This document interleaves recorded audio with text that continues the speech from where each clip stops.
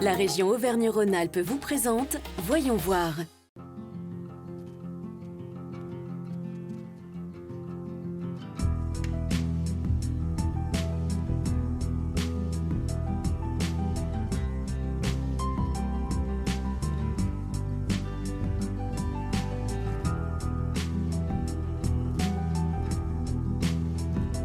Bienvenue dans ce nouveau numéro de Voyons voir consacré à la mémoire de l'histoire de la Seconde Guerre mondiale.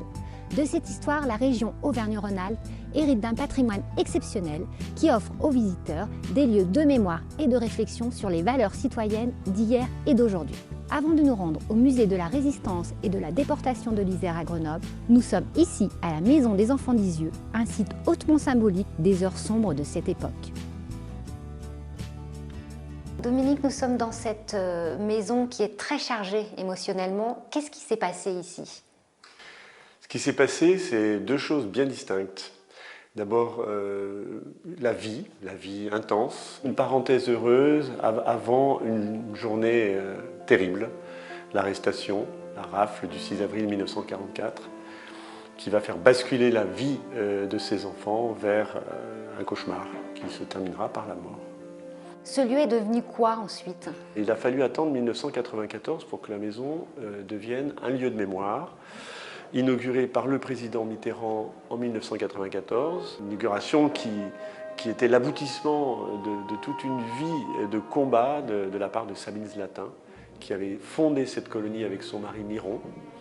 Elle n'était pas là le 6 avril 1944, le jour de la rafle, donc elle a pu échapper à ce destin tragique, mais son mari, lui, ainsi que les 44 enfants et les 6 autres adultes déportés n'ont pas pu échapper à ce destin. Et dans cette maison, en fait, on dirait que rien n'a bougé. C'est un souhait de votre part? C'est un souhait. Les deux muséographes qui ont créé l'exposition dans la maison en 1994, sont deux grands historiens, ont décidé, eux, de faire percevoir l'absence. Et pour faire percevoir l'absence, eh bien, le vide, il n'y a rien de mieux que le vide pour ça. Il n'y a pratiquement rien.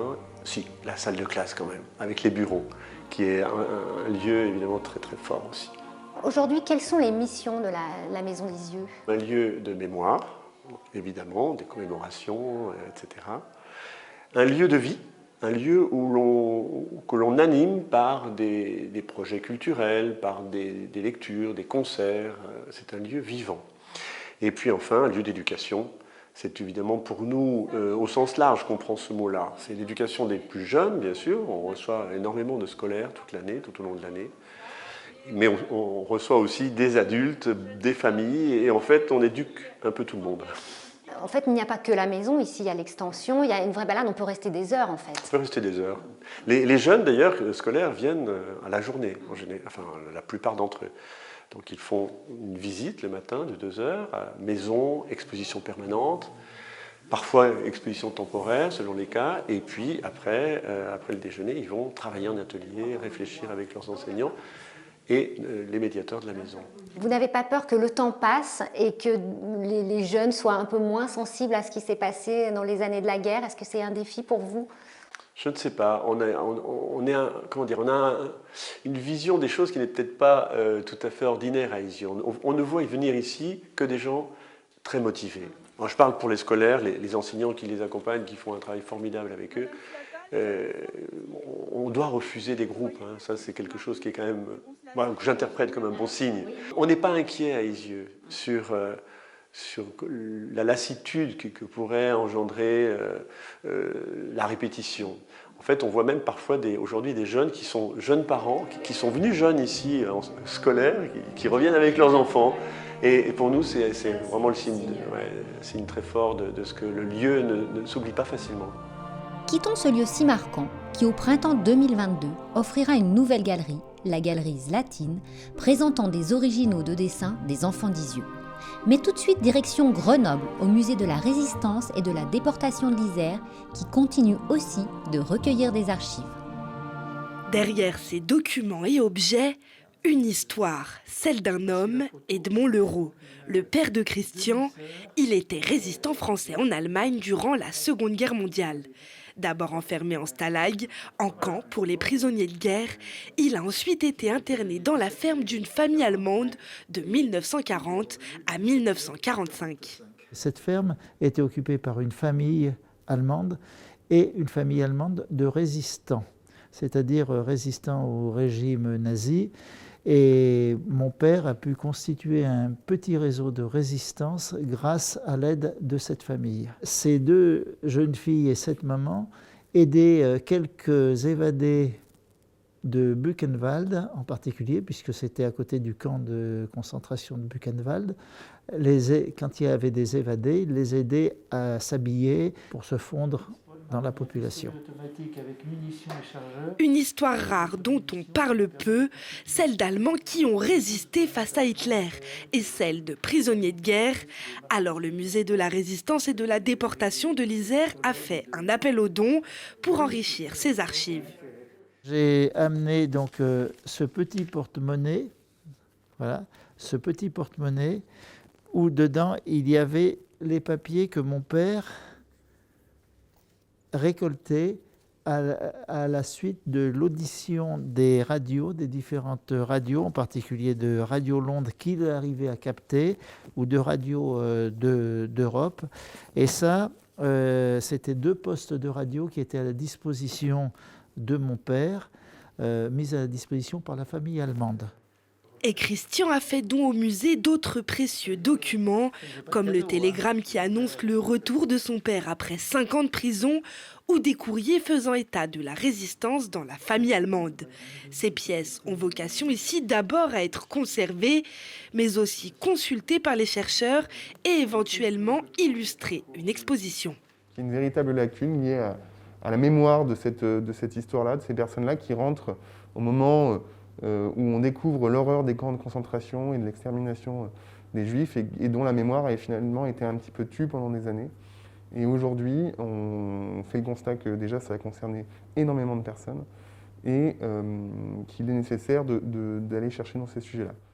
Et d'autres thématiques demandent encore de la documentation, comme celle de la vie quotidienne pendant la guerre. Nous voici de retour à Aisieux.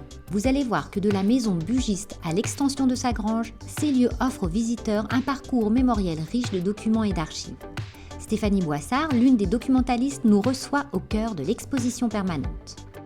Alors Stéphanie, nous sommes de retour dans ce lieu chargé d'histoire. Comment est-ce qu'on transmet une telle histoire ?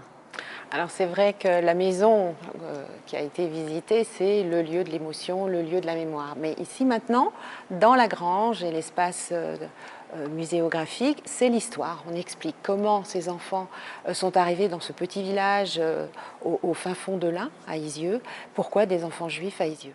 Et donc on a déroulé une exposition qui se présente en 3 thèmes. D'abord, effectivement, pourquoi ces enfants sont venus à Isieux? Pourquoi des enfants juifs à Isieux? Ensuite, l'histoire d'Isieux, vous l'avez abordée, est particulière parce qu'elle se termine tragiquement par la rafle, mais par aussi un compte-rendu particulier qui est rédigé par Klaus Barbie, qui lie cette rafle en fait à un procès très important. On va faire justice après-guerre et on va élaborer, faire un procès qui s'appelle le procès de Nuremberg. Et vraiment procès fondateur de tout ce qui sera ensuite la création de la justice pénale internationale et qui va jusqu'aujourd'hui avec la cour qui se trouve à La Haye. Donc tout ce lien avec la justice est traité dans la partie 2, juger les criminels de Nuremberg à La Haye.